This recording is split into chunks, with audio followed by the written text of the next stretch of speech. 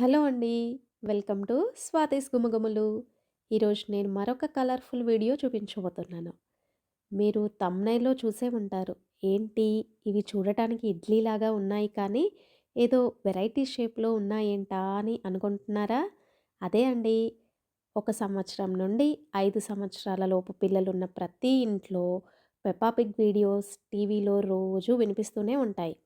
పిల్లలకి అంత ఇష్టమైన ఆ పెప్పా పిగ్‌ని ఈరోజు ఇడ్లీ ద్వారా ఎలా చేసుకోవాలో మీకు చూపించబోతున్నాను.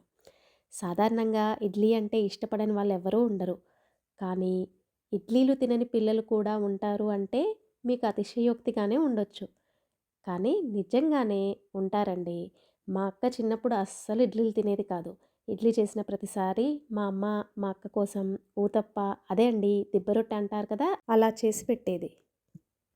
ఇప్పుడు ఈ టెక్నాలజీ పుణ్యమా అని ఇలా ఎవరైనా పిల్లలు తినకపోతే తల్లులు ఇలాంటి వెరైటీ రెసిపీస్ ట్రై చేయాల్సి వస్తుంది. సో, మీరు వీడియో అంతా స్కిప్ చేయకుండా పెప్పా పిగ్ ఇంకా డక్ ఇడ్లీలు ఎలా చేయాలో చూసేసేయండి.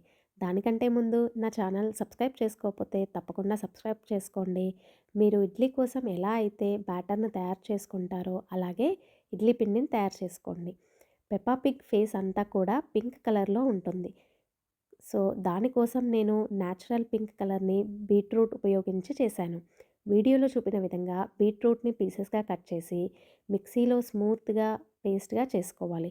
ఒక గిన్నెలో ఇడ్లీ పిండిని కొద్దిగా తీసుకొని స్మూత్ చేసి పెట్టుకున్న బీట్రూట్ పేస్ట్‌ని ఆ పిండిలో కలపాలి. లైట్ పింక్ కంటే కొంచెం థిక్ కలర్ వచ్చేలాగా కలుపుకోవాలి. అలాగే నేను డక్ కోసం యెల్లో కలర్ వాడాను. దానికోసం నేను పసుపు వేసి ఇడ్లీ పిండిలో కలిపాను. ఇలా 2 కలర్స్ రెడీ చేసి పెట్టుకున్నాను.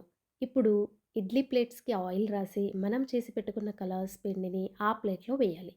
మనం పెప్పా పిగ్‌ని అబ్జర్వ్ చేస్తే దాని ముక్కు కొంచెం థిక్ పింక్ కలర్‌లో ఉంటుంది. అందుకోసం నేను ఇంకా కొంచెం డార్క్ పింక్‌గా ఇడ్లీ పిండిని తయారు చేసుకున్నాను.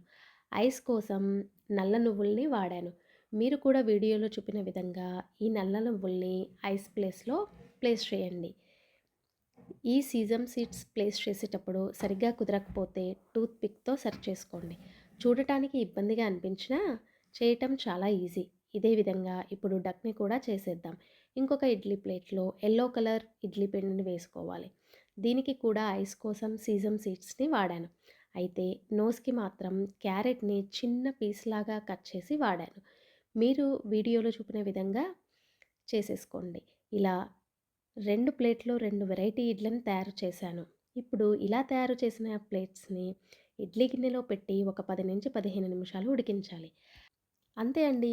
ఎంతో కలర్‌ఫుల్‌గా పిల్లలకి ఇష్టమైన పెప్పా పిగ్ ఇంకా డక్ ఇడ్లీలు రెడీ అయ్యాయి. జాబ్ చేసేవాళ్ళు లేకపోతే మార్నింగ్ హడావిడిలో టైం లేని వాళ్ళు సాటర్‌డే ఇంకా సండేలో ఇలా వెరైటీగా మీ పిల్లలకి చేసి పెట్టండి. చాలా హ్యాపీగా ఫీల్ అవుతారు. ఎలాంటి కలరింగ్ ఏజెంట్స్ లేకుండా న్యాచురల్ కలర్స్తోనే ఇలా డిఫరెంట్‌గా ట్రై చేయొచ్చు. అంతే అండి. ఎంతో కలర్‌ఫుల్‌గా ఉండే పెప్పా పిగ్ డక్ ఇడ్లీలు మీరు మీ పిల్లలకి ట్రై చేసి వాళ్ళ రెస్పాన్స్ ఎలా ఉందో నాకు కామెంట్ సెక్షన్‌లో రాయండి. ఇంకో మంచి డిఫరెంట్ వీడియోతో మళ్ళీ కలుద్దాం. ఇట్లు మీ స్వాతీస్ గుమగుమలు.